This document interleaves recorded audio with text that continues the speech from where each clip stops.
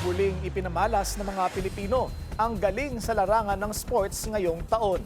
Isang patunay dyan ang kabi-kabilang historic milestones ng Pinay athletes sa world stage. Narito ang agenda report ni Sheila Salaysay. Sa pagsasara ng taong 2025, balikan natin ang mga tumatak na kabanata sa mundo ng sports.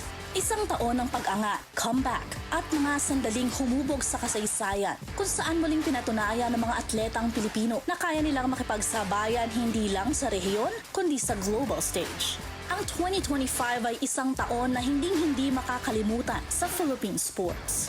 Isa sa pinaka-defining stories ng 2025 ang tuluyang pagkilala kay Alex Ayala bilang isang ganap na global tennis star. Sinimulan niya ang taon bilang isang rising prospect at tinapos ito bilang world-class name. Ang dream run ni Ayala sa Miami Open na sinelyuhan ng panalo kontra mga dating Grand Slam champions ang nagtulak sa kanya sa WTA Top 100 at sa pandaigdigang eksena. Sinundan ito ng mga historic debut sa French Open, Wimbledon at US Open na tinampukan ng kauna-unahang Grand Slam main draw win ng isang Pilipino. Sa pagkatapos ng taon, nasungkit ni Ayala ang kauna-unahang WTA singles title ng isang Filipina at SEA Games Gold. Tinapos ang 26 na taong paghihintay at siniselyuhan ang kanyang lugar sa kasaysayan ng Philippine sports. Kasabay ng pag-angat ni Ayala, naging entablado rin ng Pinay dominance ang 33rd Southeast Asian Games sa Thailand. Naghatid ang Pilipinas ng kauna-unahang football gold sa kasaysayan habang winakasan ng women's beach volleyball team ang 8 taong paghahari ng Thailand. Sumikat din ang bagong henerasyon, pinangunahan ng 11-year-old na si Maisel Paris Aligado at multi-medalist swimmer na si Kayla Sanchez. Tinapos ng Team Philippines ang SEA Games na may 50 gold medals at solidong 6th place finish, patunay ng lalim at kinabukasan ng sports sa bansa.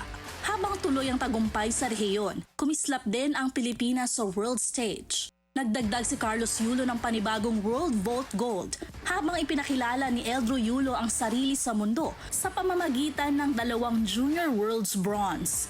Naghari si EJ Obiena sa pole vault sa ika-4 na sunod na SEA Games Gold, habang sina Carlo Biado, Elrin Ando at Rose G. Ramos ay naghatid pa ng mga panalo sa pandaigdigang laban. Noong Oktubre, nagpakitang gilas si Miguel Tabuena sa International Series Philippines sa Santa Elena. Back-to-back 65 ang naging susi sa kanyang 3-stroke win sa pinakamalaking pro golf event sa bansa laban sa world-class field. Gumawa rin ng kasaysayan ang Philippine men's curling team, sina Mark at Enrico Feister, Christian Haler, Alan Frey at Benjo de la Mente, nang masungkit ang kauna-unahang medalya ng bansa sa Asian Winter Games.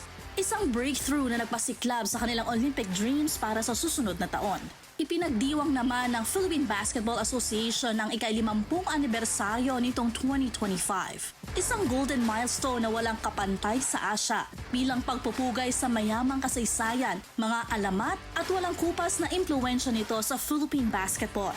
Ang 2025 ay taon ng pag-angat ng mga bagong bayani at lalo pang pagpapatibay ng mga alamat. Isang taon na nagpatunay na sa bawat henerasyon, laging may Pilipinong handang lumaban, manalo at itaas ang bandila ng bayan. Para sa agenda, Sheila Salaysay, Billionaire News Channel.